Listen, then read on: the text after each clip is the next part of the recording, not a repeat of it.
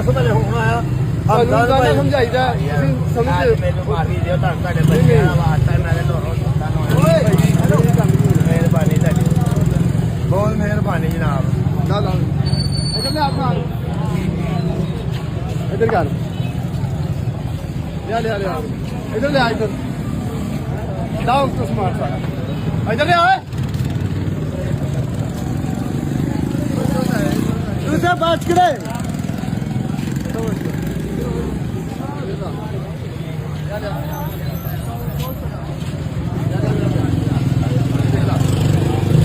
नंगल लिया जी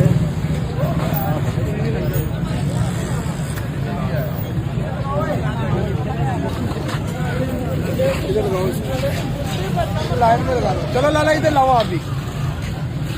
इधर लेके आओ रेडी है किसकी है इसको इधर ले इधर आया किसी है यार ये नहीं किसी अपना सामान उतार लो जल्दी करो ओ यार ले चल फ्रूट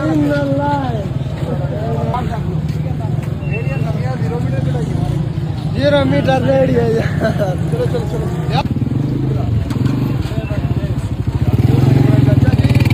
बहस करोगे फायदा कोई नहीं है ठीक है ना तुम कह रहे हैं ना इधर कर दो सारा कुछ